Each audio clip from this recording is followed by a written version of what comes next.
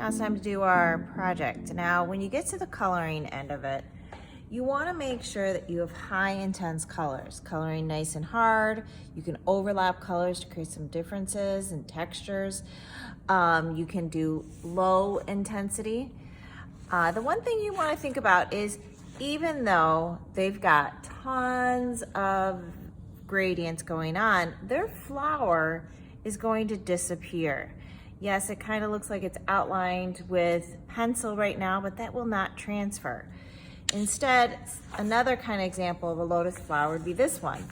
This has a pretty good outline that will show up when transferred and isn't relying on a pencil in order for it. Don't forget, whenever you do font, it has to be backwards. With the transfer and the heat and such, when you put it onto the paper, it will then read normal. Now, I suggest that you draw it, and here's another example. We've got the LOVE in there and Chinese writing. I suggest drawing it correctly the first time and then utilizing a light table in order to get this look. When you are doing fonts, utilize guidelines. We will be talking about different typography and fonts throughout the semester, but you want to give yourself some guidelines. I use a triangle here and I put it up against my edge right here. I'm going to lightly draw one guideline there, one here, and if I need to, and I have some lowercase letters, I can also give myself a middle guideline.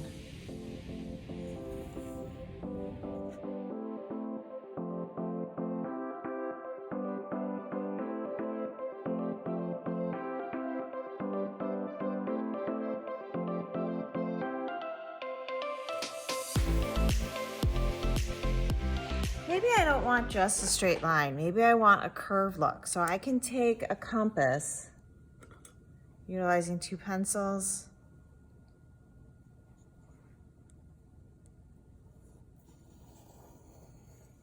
Still giving myself a guideline.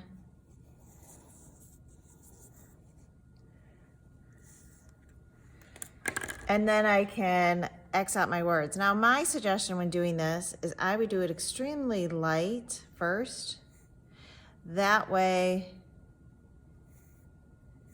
I can make sure that I line up everything first and that I get it completely lined up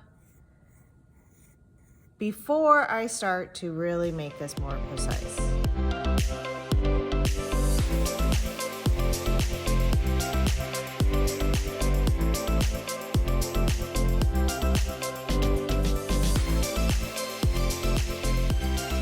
So if I'm taking my font, I'm going to need to trace it.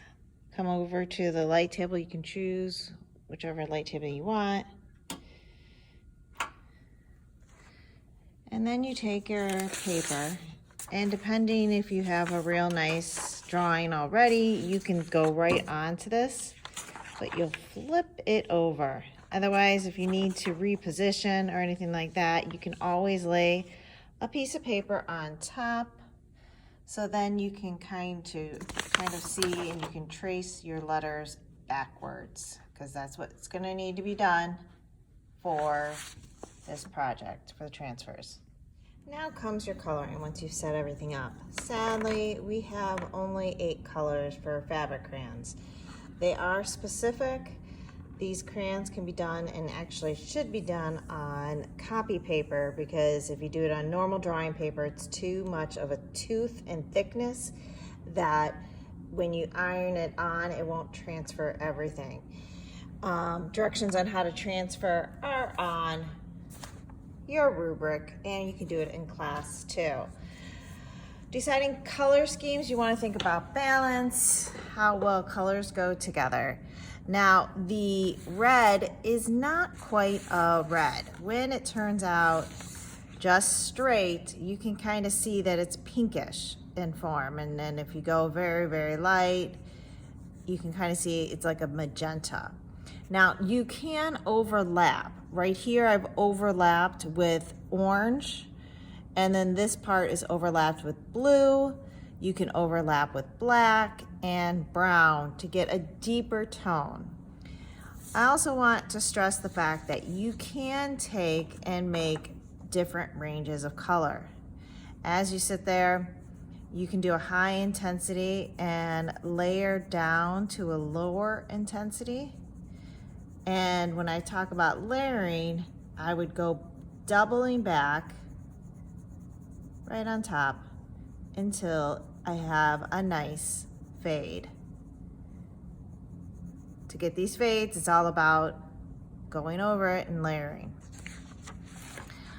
Figuring out color schemes, if I wanted to do this, I want to make sure I contrast. So if I choose to have a green cat, I could do a red flower, but that would probably look pretty bad just because those are very extreme. They're across from each other on the color wheel.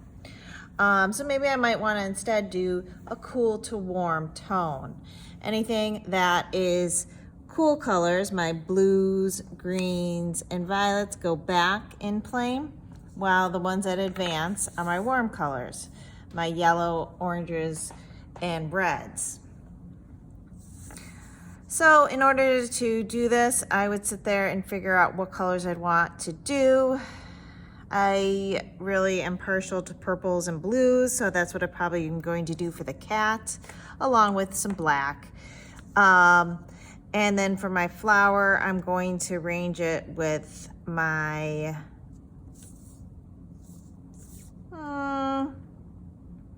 all colors.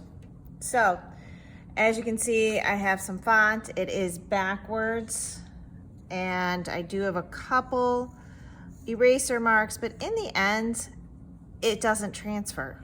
No pencil transfers. So it doesn't really even make a difference. And that's like the one time I say you don't have to do it.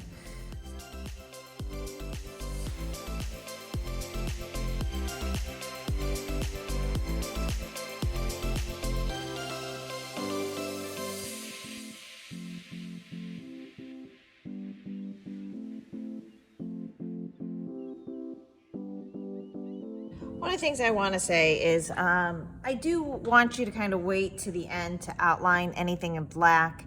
It seems like the first thing you want to do, but what can happen, and I want to show you, is you can get in here and all of a sudden start to dirty up other colors, not meaning to, if it's up against there. So you definitely want to make sure that you are waiting for the end to do outline, but I did utilize some of my black on the inside in order to pop some values. It's just something extra to show you that you can make things a little deeper, even though you are working with a childish form of crayons. The other thing you might have noticed is during the video, a lot of shavings end up coming off of the crayons. You have to be careful.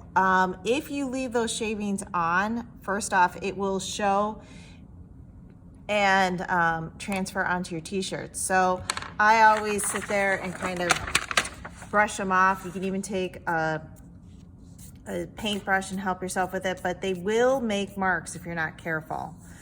I'd continue on, but I'm sure you don't want to watch me do the whole entire thing.